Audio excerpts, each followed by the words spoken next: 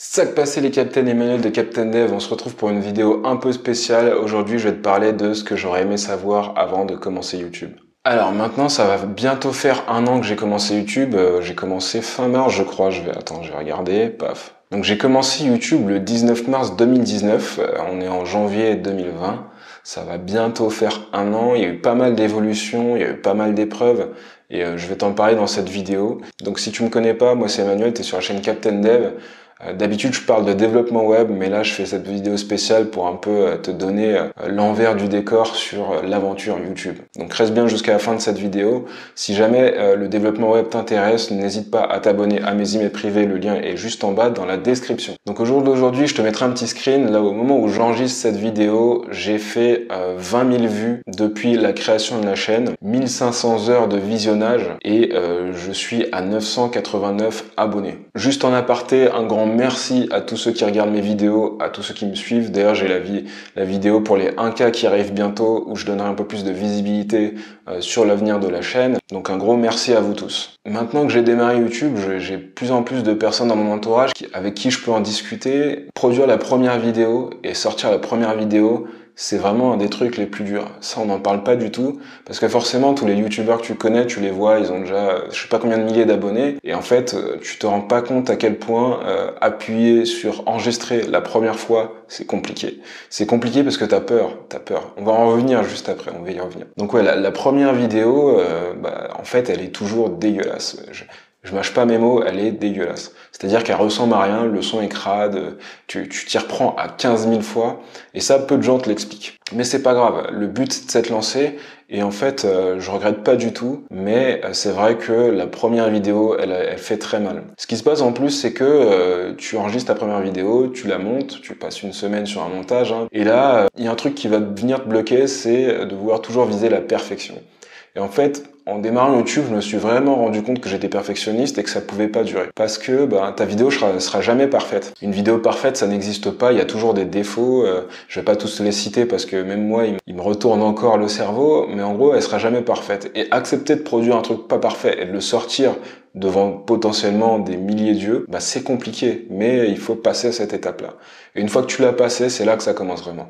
En fait, tu vas publier ta première vidéo et là, tu vas te rendre compte que à part ton entourage proche, personne va la regarder parce que t'es pas mis en avant par l'algorithme. Donc ça, au début, tu te dis bon ok cool, c'est bon, je suis youtubeur, j'ai fait une vidéo.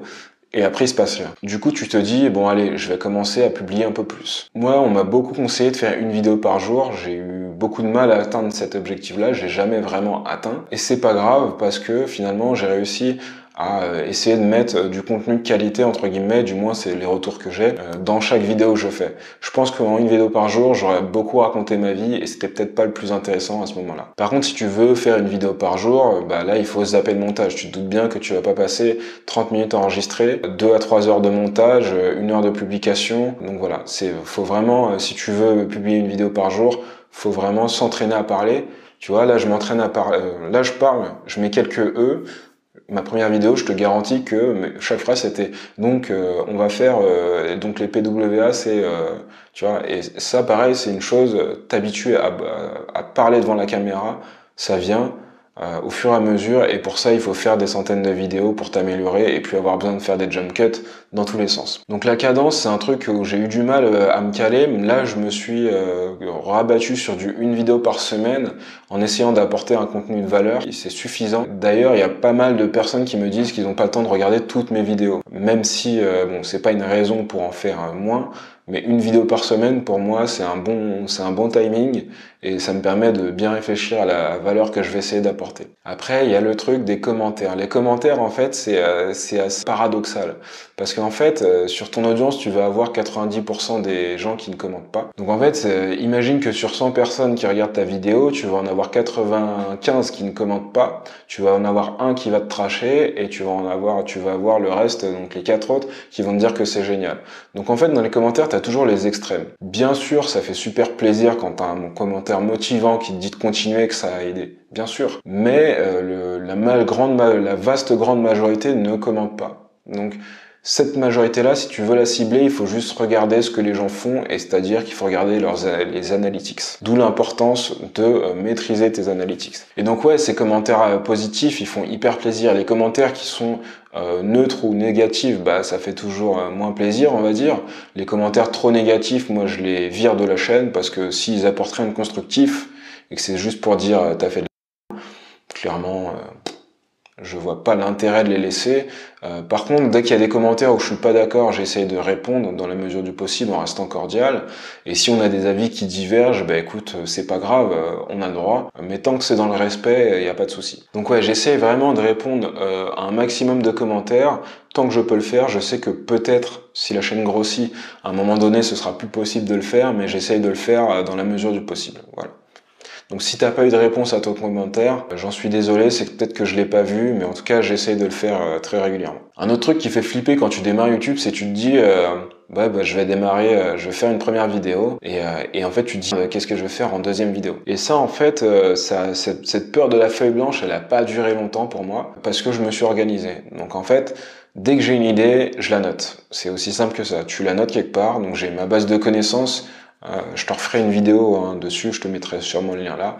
J'ai ma base de connaissances où en gros, dès que j'ai une idée, j'arrête ce que je fais, je la note et je peux passer à autre chose.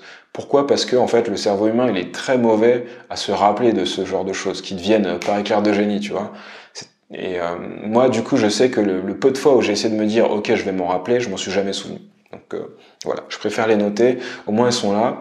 Et après, je vais te dire après ce que j'en fais. Si tu veux te lancer sur YouTube en 2020, concrètement, il n'y a pas meilleur moment que maintenant. Il y a peu de gens qui se rendent compte de l'opportunité que c'est. En fait, ça te fait de la pub gratuite.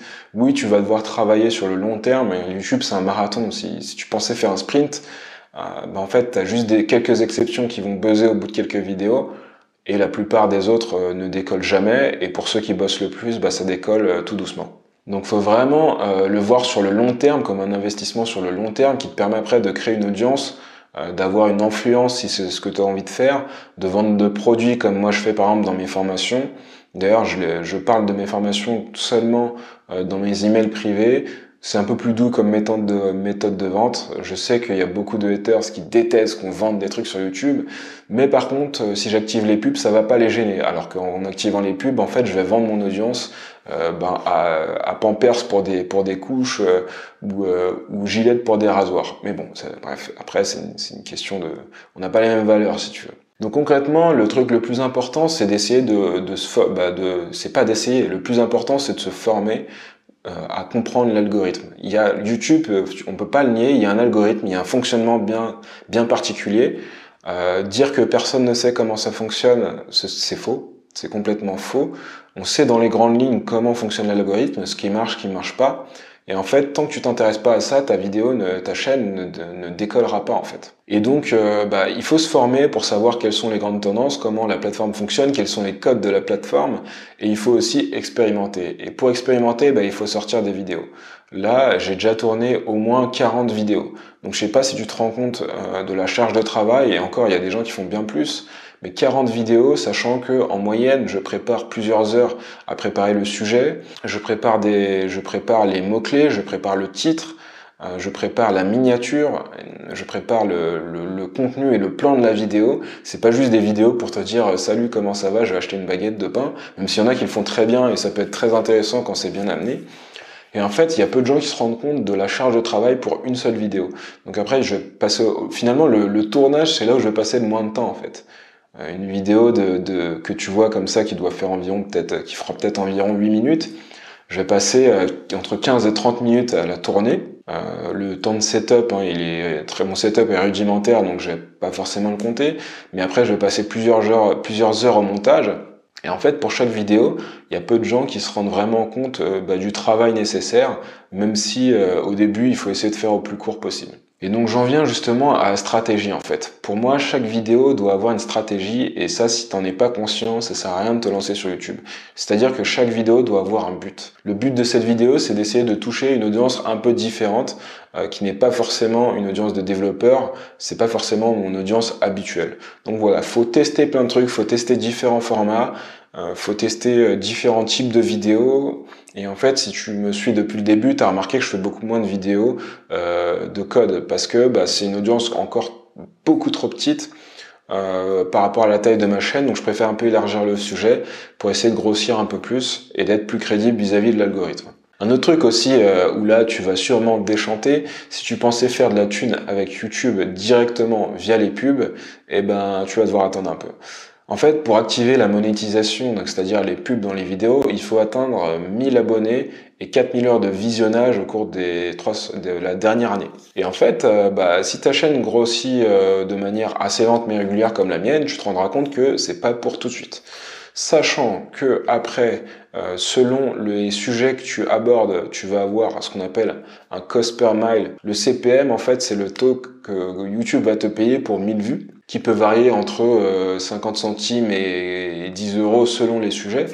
Donc en fait, finalement, si tu veux vraiment faire beaucoup d'argent avec YouTube, il faut faire des millions de vues. Et faire des millions de vues, c'est donné qu'à très peu de créateurs. Donc concrètement, il faut mettre en place des stratégies additionnelles. Donc ça va être l'affiliation ou les liens d'affiliation, en fait, les liens affiliation Amazon par exemple. J'en ai dans ma description sur le matos que j'utilise si tu as envie d'avoir le même.